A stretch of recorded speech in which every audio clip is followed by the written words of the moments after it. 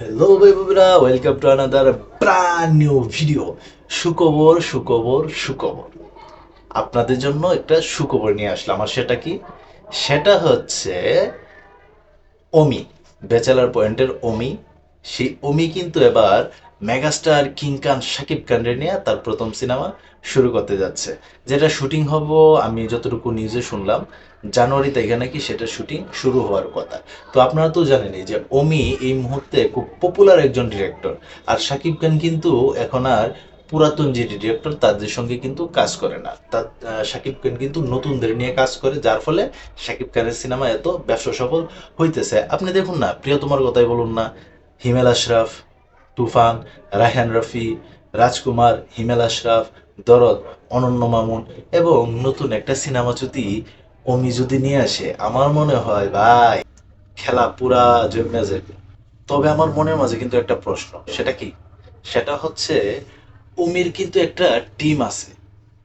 সেই টিমের যা সেই টিমের যে অভিনেতা বা অভিনেত্রীরা আছে, তারা কি থাকতে পারে সেই সিনেমাতে? আমার মনে হয় ভাই, কেউ থাক বা না থাক, জিয়াউল হক পলাশ মানে কাবিলা, সে কিন্তু থাকতেই পারে। এটা কিন্তু আমার পার্সোনাল ধারণা। কারণ দেখুন, অমির যতগুলা বিগ প্রজেক্ট আছে সবকটাতেই কিন্তু জিয়াউল হক পলাশ থাকে।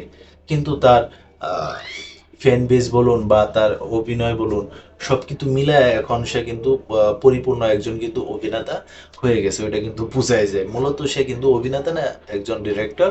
কিন্তু সে এখন যে মাপের অভিনয় করে, তারে কিন্তু অভিনেতা বলাই যায়। তবে আমার মনে হয় যে কাজল আরফিন অমি যদি সিনেমা নির্মাণ করতেছে, যেহেতু শাকিব খানের নিয়ে, এই সিনেমাটা ভালো ব্যবসা করতে পারে, এটা কিন্তু আমার ধারণা।